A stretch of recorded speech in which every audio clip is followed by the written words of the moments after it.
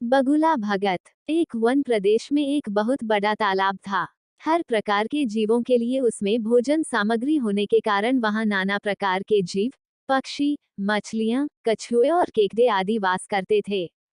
पास में ही बगुला रहता था, जिसे परिश्रम करना बिल्कुल अच्छा नहीं लगता था। उसकी आंखें भी कुछ कमजोर थीं। मछलियां पकने के लिए तो मेहनत करनी पड़ती है, जो उसे खलती थी। इसलिए आलस्य के मारे वह प्रायः भूखा ही रहता। एक टांग पर खड़ा यही सोचता रहता कि क्या उपाय किया जाए कि बिना हाथ पैर हिलाए रोज भोजन मिले। एक दिन उसे एक उपाय सूझा तो वह उसे आजमाने बैठ गया। बगुला तालाब के किनारे खड़ा हो गया और लगा आंखों से आंसू बहाने। एक केकड़े ने उसे आंसू बहाते देखा तो वह उसके निकट आया और पूछने लगा, मामा, क्या बात है, भोजन के लिए मछलियों का शिकार करने की बजाय खड़े आंसू बहा रहे हो? बगुले ने जोर की हिचकी ली और भर्राए गले से बोला, बेटे, बहुत कर लिया मछलियों का शिकार। अब मैं यह पाप कार्य और नहीं करूंगा। मेरी आत्मा जाग उठी है, इसलिए मैं निकट आई मछलियों को भी नहीं पकड़ रहा हूँ। तुम तो देख ही रहे हो। केका बोला, मामा, शिकार नहीं करोगे, कुछ खाओगे नहीं तो मर नहीं जाओगे। बगुले ने एक और हिचकी ली, ऐसे जीवन का नष्ट होना ही अच्छा है बेटे, वैसे भी हम सबको जल्दी मरना ही है। मुझे ज्ञात हुआ है कि शीघ्र ही यहाँ 12 वर्ष लंबा सूखा पड़ेगा। बगुले ने केकड़े को बताया कि यह बात उसे एक त्रिकालदर्शी महात्मा ने बताई है, जिसकी भविष्यवाणी कभी गलत नहीं होती। केकड़े ने जाकर सबको बताया कि कैसे बगुले ने बलिदान व भक्ति का मार्ग अपना लिया है और सूखा पड़ने वाला है। उस तालाब के सारे जीव, मछलियां, कछुए, केकड़े, बत्तखें व सारस आदि दौसे दौड़े बगुले के पास आए और बोले, भगत मामा, अब तुम ही हमें कोई बचाव का रास्ता बताओ। अपनी अक्ल लड़ाओ, तुम तो महाज्ञानी बन ही गए हो। बगुले ने कुछ सोचकर बताया कि वहां से कुछ कोस दूर एक जलाशय है जिसमें पहाड़ी झरना बहकर गिरता है।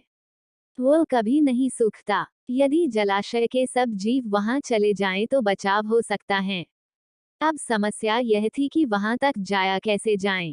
बगुले भगत ने यह समस्या भी सुलझा दी। मैं तुम्हें एक एक करके अपनी पीठ पर बिठाकर वहां तक पहुंचाऊंगा, क्योंकि अब मेरा सारा शेष जीवन दूसरों की सेवा करने में गुजरेगा। सभी जीवों ने गद गद होकर बगुला भगत जी की जय के नारे लगाए। अब बगुला भगत के पौ 12 हो गई। वह रोज एक जीव को अपनी पीठ पर बिठाकर ले जाता और कुछ दूर ले जाकर एक चट्टान के पास जाकर उसे उस पर पटककर मार डालता और खा जाता।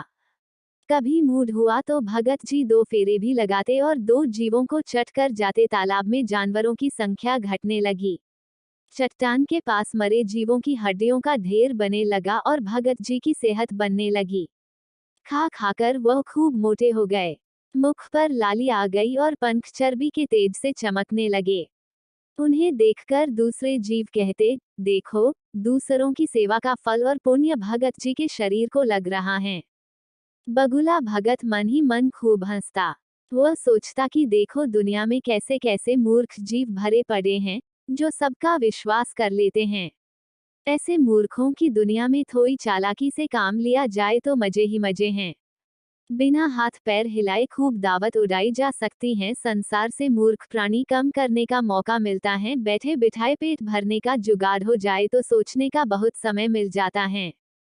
बहुत दिन यही क्रम चला। एक दिन केकड़े ने बगुले से कहा, मामा, तुमने इतने सारे जानवर यहाँ से वहां पहुंचा दिए, लेकिन मेरी बारी अभी तक नहीं आई। भगत जी बोले, बेटा, आज तेरा ही नंबर लगाते हैं, आजा मेरी पीठ पर बैठ जा। केकड़ा खुश होकर बगुले की पीठ पर बैठ गया। जब वह चट्टान के निकट पहुंचा तो वहां हड्डियों का पहाड़ देखकर केकड़े का माथा ठनका।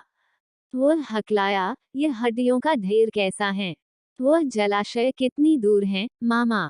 बगुला भगत ठा करके खूब हंसा और बोला, मूर्ख, वहां कोई जलाशय नहीं है। मैं एक एक को पीठ पर बिठाकर यहाँ लाकर खाता रहता हूँ। आज तू मरेगा। केका सारी बात समझ गया। वह सिहर उठा, परंतु उसने हिम्मत न हारी और तुरंत अपने जंबूर जैसे पंजों को आगे बढ़ाकर उनसे दुष्ट बगुले की गर्दन दबा दी और तब तक दबाए रखी, जब तक उसके प्राण पखेरु न उठ गए। फिर केकेडा बगुले भगत का कटा सिर लेकर तालाब पर लौटा और सारे जीवों को सच्चाई बता दी कि कैसे दुष्ट बगुला भगत उन्हें धोखा देता रहा। सीख 1। दूसरों की बातों पर आंखें मूंद कर विश्वास नहीं करना चाहिए। 2। मुसीबत में धीरज व बुद्धिमानी से कार्य करना चाहिए।